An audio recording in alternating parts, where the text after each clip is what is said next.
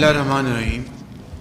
محترم جناب گورنر سندھ تصوری صاحب، محترم جناب وزیر اعظم سندھ شاہ صاحب، انتہائی قابل احترام federal ministers, governor state bank, state ministers, advisers, special assistants اور انتہائی لائق احترام و عزت ہمارے پاکستان کے ماہ ناز کاروباری حضرات، بزنس گروپس کے مالکان، ایکسپورٹرز، انویسٹرز، میں گورنمنٹ آفیشلز، میں آپ سب کا انتہائی شکر گزار ہوں اور معذرت بھی چاہتا ہوں کچھ آپ کو انتظار کرنا پڑا کیونکہ پچھلا پروگرام تھوڑا وہاں پر وقت زیادہ لگ گیا. تو آج یہاں پر کیتھر شیخ صاحب سے میری بار بار انہوں نے تقاضا کیا تو میں نے کہا کہ میں کراچی آؤں گا اور اپنے جو پاکستان کے جو میں آپ لوگوں کو سرمایہ کار نہیں، پاکستان کے ایمبیسڈر سمجھتا ہوں کہ آپ جس محنت اور جس شوق سے، لگن سے آپ پاکستان میں روزگار اور پیداوار اور ایکسپورٹس کے لیے جو اپنا سرمایہ اس کو آپ رسک لے کر لگاتے ہیں. ظاہر کاروبار میں رسک ہوتا ہے اور پھر پوری محنت کرتے ہیں. ایک بہت بڑی آپ کی پاکستان کے لیے خدمت ہے جسے میں خود اور میری حکومت اور عوام سے آتے ہیں. پچھلا جو ایک سال گزرا ہے وہ آپ کے سامنے ہے.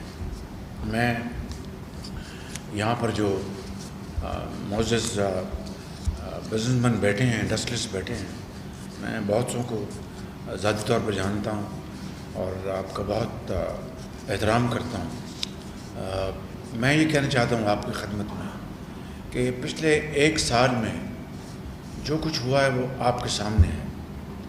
یہ مہنگائی جو مزید بڑھی ہے، جب ہم نے حکومت سنبھالی تو ایسا نہیں تھا کہ مہنگائی جو ہے وہ تھی نہیں، وہ مہنگائی اس کو زوروں پر تھی، لیکن اس کے بعد عالمی کساد بازاری، عالمی جو معاملات، خود پاکستان کے اندر جو ایک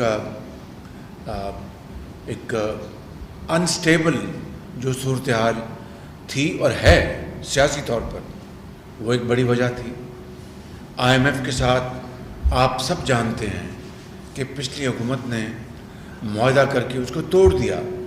وہ شاید ماننے سے جو انہوں نے مانی تھی اس کے اوپر انہوں نے دستخط کیے تھے، اسے وہ ریگل آؤٹ کر گئے. پچھلے سال جو ایک تاریخ کا سب سے بڑا سیلاب آیا تھا کلائمیٹ چینج کی بنا پر، اس نے تباہی مچا دی. میں بلا خوف تردید کہہ سکتا ہوں کہ صوبائی حکومتوں نے اپنے تائیں جو عوام کی بحالی کے لیے جو اربوں روپے جو خرچے ہیں، اور یقیناً انہوں نے خرچے، میں اس کا ذاتی طور پہ جانتا ہوں، وفاق نے 100 ارب روپیہ اس میں حصہ ڈالا. اس کا حساب بالکل سیدھا ہے، تقریباً 70-72 ارب روپے جو فیڈرل گورنمنٹ کا جو انسٹرومنٹ ہے بے نظیر انکم سپورٹ پروگرام کے ذریعے، اور تقریباً 18 سے 20 ارب روپے این ڈی ایم اے کے ذریعے. یہ وہ رقوم ہیں جو کہ باہر سے جو امداد آئی اس کے علاوہ ہیں، صوبوں نے جو خرچہ اس کے علاوہ ہیں، اور اس کا جو اکانومی کے اوپر جو تباہ کن اس کا اثر پڑا وہ آپ کے سامنے ہے. میرا نہیں خیال کہ صوبائی حکومت نے کوئی کسر چھوڑی، چاہے وہ سندھ کے وزیر اعلیٰ ہوں، چاہے وہ بلوچستان کی حکومت ہو، چاہے وہ وفاق کی حکومت ہے، یا پھر کے پی میں تھوڑا بہت پنجاب میں بھی اس کا اثر آیا لیکن بہت کم. پھر اس کے علاوہ جو عالمی جو تیل کی جو قیمتیں ہیں وہ آپ کے سامنے ہیں. اس نے مہنگائی میں بے پناہ اضافہ کیا. ہمارے امپورٹ بل میں اس کا تاریخ کا سب سے بڑا امپورٹ بل پچھلے سال، یہ سال جو گزرا ہے، یہ تیل کی امپورٹ پہ لگا کیونکہ قیمتیں پھر دوبارہ $100، 90، آپ سب جانتے ہیں 80، 70، 72 پہ وہ ہوور راؤنڈ کرتی رہیں. اس کے علاوہ جب کووڈ تھا تو گیس کی قیمتیں، میں LNG کی بات کر رہا ہوں، وہ بالکل زمین پہ آ چکی تھی. آپ سے بہتر کون جانتا، $3 اور اس کو سودا نہیں کیا گیا، جس کا پاکستان کو بے پناہ نقصان ہوا. اس کے بعد $30 پہ جا پہنچی، اور ایک ایسی قیمت تھی جو کہ ہماری بساط سے باہر تھی. پھر اس کے علاوہ آپ سب اچھی طرح جانتے ہیں کہ IMF نے جو کڑی شرائط اپنے ہم پہ لگائیں، جس کے بعد اسٹاف لیول ایگریمنٹ ہوتا ہے، اس کے بعد پھر فائنل بورڈ میں جاتا ہے، جو پرائر ایکشن میں تباہ کن ان کی شرائط تھی، ہمیں ماننی پڑی. اور میں آج آپ کے سامنے، we are sitting like a family ہے، چاہے کوئی کراچی کا بزنس مین ہے، چاہے وہ اندرون سندھ سے ہے، چاہے وہ KP سے ہے، پنجاب سے ہے، جنوٹ سے ہے، بلوچستان سے ہے، سندھ، ہم اٹس لائک اے فیملی. حقیقت یہ ہے کہ ساری شرائط IMF کی 100% پوری کر دی گئی. میں آپ کو آج بالکل صدقے دل کے ساتھ اور درد دل کے ساتھ عرض کر رہا ہوں، پرسنل ایکسپیرئنس کی بنیاد پر، جو آپ کو بھی ہر روز آپ پیش آتے ہیں، کہ دوست ممالک، ہمارے برادر ممالک، وہ آج بھی پاکستان کے لیے بے پناہ وہ اچھے جذبات رکھتے ہیں. بے پناہ ان کی خواہش ہے کہ پاکستان ترقی کرے. اب تو دنیا بدل گئی ہے. It's all about investment, it's all about sharing of profits, it's all about conducive circumstances جہاں پر ہم انویسٹمنٹ کریں. تو ابھی بھی انہوں نے ہماری بغیر کسی شرط کے، یہ IMF کے as luck would have it, کہ IMF نے کہا جی یہ گیپ آ رہا ہے. وہ علیحدہ بات ہے کہ وہ گیپ ہماری منسٹری آف فائنینس کی نظر میں وہ X اماؤنٹ تھا اور IMF کی نظر میں X+1 تھا، یہ علیحدہ بات ہے.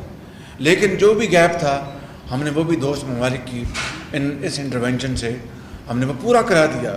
ایز آئی اسپیک وہ مکمل ہو چکا ہے. It's only question of documentation, وہ بھی ہو چکی ہے. اس سے پہلے چین نے، آپ جانتے ہیں کہ sovereign level per between the two countries جو ان کا ساورن لون تھا وہ رول اوور کر دیا تھا انہوں نے. چینی وزیر اعظم نے مجھ سے ایک مرتبہ نے 2 مرتبہ کہا کہ وزیر اعظم شاباش فکر نہ کریں. مگر آپ جانتے ہیں جو کمرشل لونز ہیں، چاہے وہ چائنا کا ICBC ہے، چائنا ڈیولپمنٹ بینک ہے، those are commercial loans given to Pakistan on commercial terms. انہوں نے اس کو بھی رول اوور کر دیا کہ بھئی ہمیں پتہ ہے کہ آپ تکلیف میں ہیں اور آپ کی جو نیگوشیشن جو ہو رہی ہے وہ ڈریگ کر رہی ہے. I am not going to that. ہمارا آج بھی عزت کے دل سے یہ خواہش ہے کہ اب یہ فائنلائز ہو جائے. چائنا نے آج سے 2-3 مہینے پہلے یہ سارا پروسیس انہوں نے کر دیا اور انہوں نے مکمل کر دیا.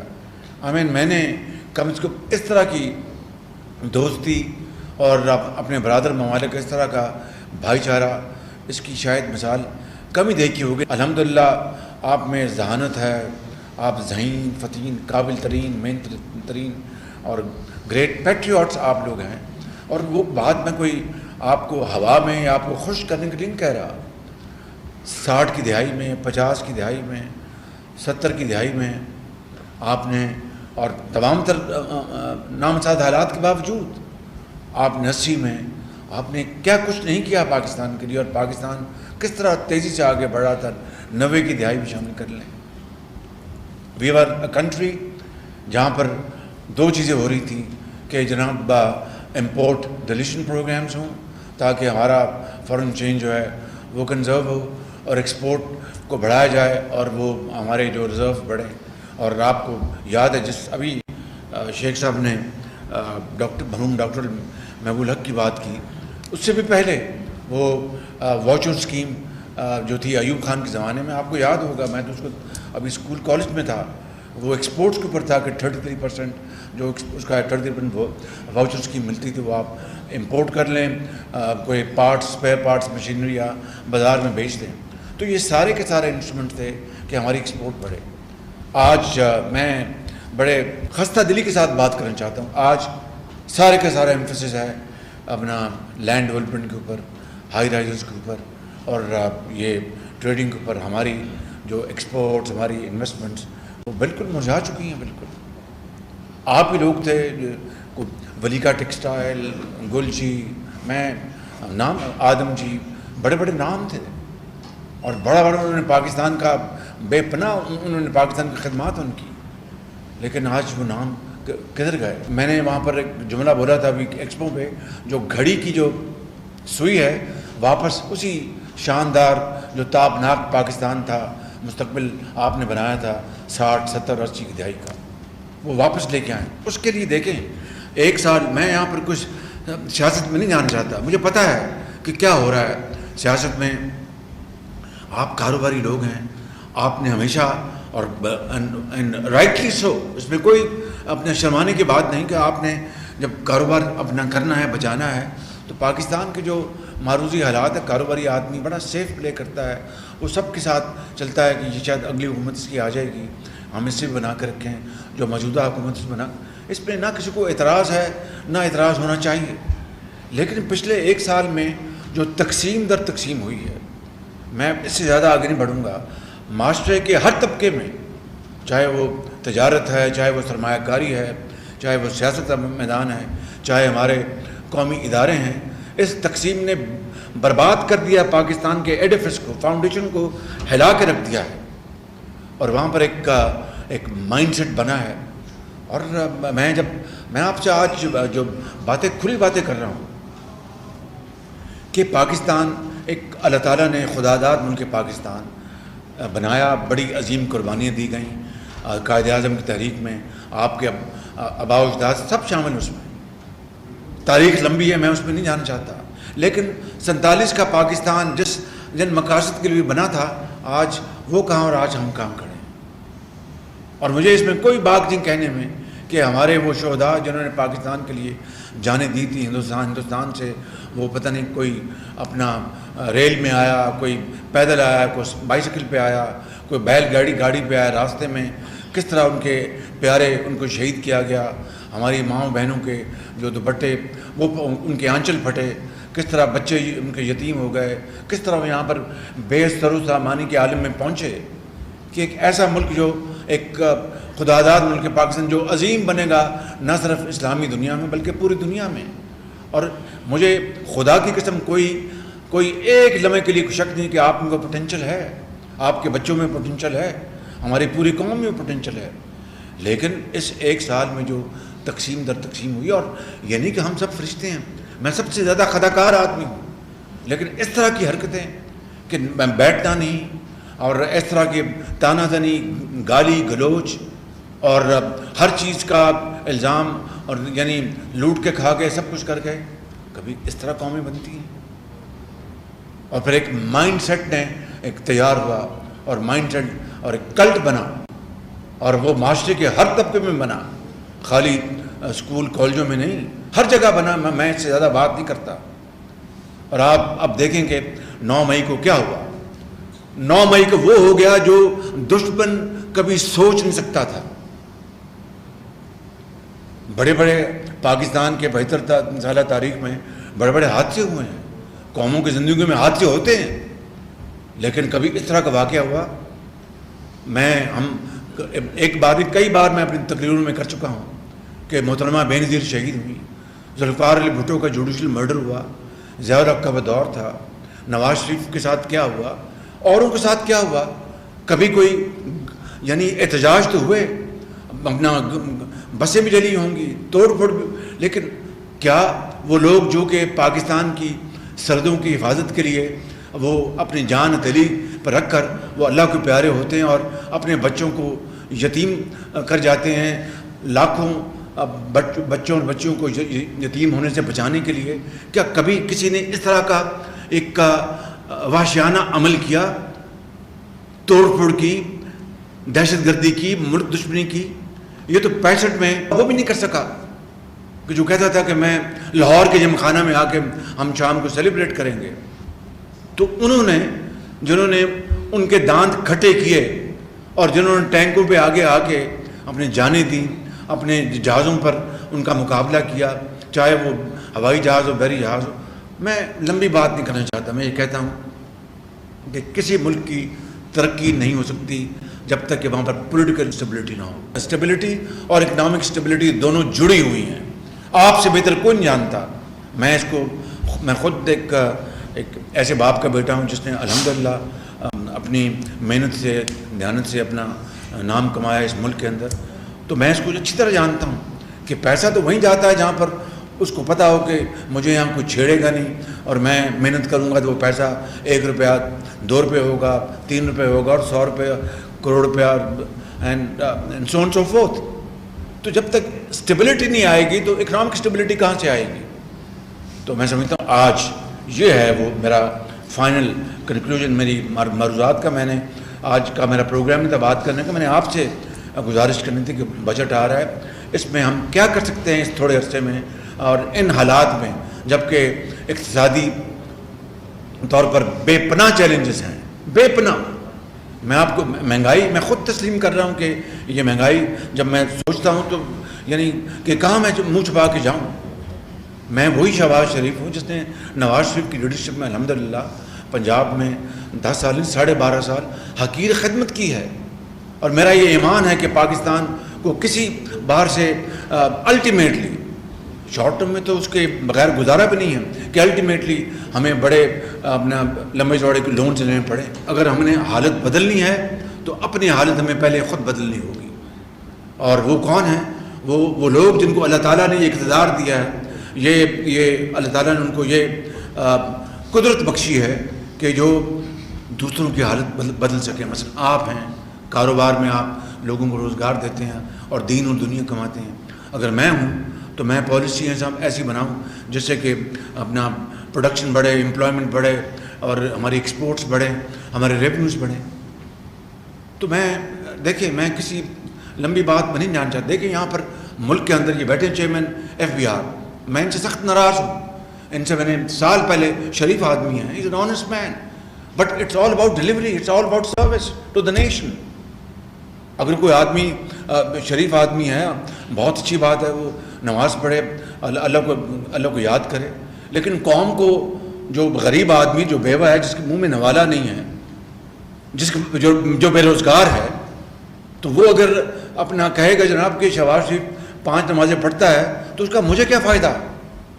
کیا اس نے ایسی پالیسی بنائی جس سے کہ اس کی غربت دور ہو, تعلیم مفت ہو, علاج ملے, IT میں آگے بڑھیں, ایکسپورٹس کو آگے بڑھائیں؟ یہ وہ چیزیں ہیں, یہ وہ اب اتنا بڑا ہول ہے. دیکھیں نا, جو پالیسیز کچھ ہے, جو ان کے ٹارگٹس ہیں, اس سے ہٹ کے بات کر رہا ہوں. جو رسیٹس ہیں اور جو آپ کی ایویژن ہے, اسی کو اگر ہم پلگ کرنے تو نئے ٹیکس لگانے کی ضرورت نہیں. آپ مجھ سے بہت اچھی طرح سمجھتے ہیں. میں اس کے اوپر بات ختم کرتا ہوں. میں نے بات میری لمبی ہوگی, لیکن میں جذبات سے بھرا ہوا تھا بالکل, اور آپ میرے بہت محترم ہیں. میں دل سے آپ سے باتیں کر رہا تھا آج. تو اب میں آپ سے گزارش کروں گا کہ آپ بات شروع کریں. یہ وہی زمانہ آنا چاہیے جب پاکستان کو دنیا میں توتی بولتا تھا. بخدا میں آپ کو بتاتا ہوں, کراچی کے جو بزنس ہاؤسز تھے ان کا پوری دنیا میں نام تھا ان کا. وہ کہاں گئے وہ وقت؟ ہمیں وہ واپس لانے چاہیے. اور یہ کہتے ہیں کہ پنجابی میں ڈولے بیرے میں کچھ نہیں بگڑا. It's never too late, and I believe in this, it's never too late. بہت شکریہ آپ کا, بڑی مہربانی. وزیر اعظم محمد شہباز شریف کا کراچی میں صنعت کاروں اور کاروباری شخصیات سے خطاب. انہوں نے کہا کہ سرمایہ کار پاکستان کی دنیا میں سفیر ہیں. گزشتہ 1 سال میں جو بھی ہوا وہ سب آپ کے سامنے ہے. انہوں نے مزید کہا کہ سرمایہ کاروں کی پاکستان کے لیے بہت بڑی خدمات ہیں. جب ہم نے حکومت سنبھالی تو مہنگائی عروج پر تھی. وزیر اعظم محمد شہباز شریف نے خطاب کے دوران مزید کہا کہ سیلاب نے ملک کی معیشت پر تباہ کن اثرات چھوڑے. گزشتہ حکومتوں نے LNG کی قیمتیں کم کرنے کے لیے معاہدہ نہیں کیا. گزشتہ حکومت نے IMF سے معاہدہ کر کے خود ہی توڑ دیا. عالمی سطح پر تیل کی قیمتوں میں اضافے سے بھی مہنگائی میں اضافہ ہوا.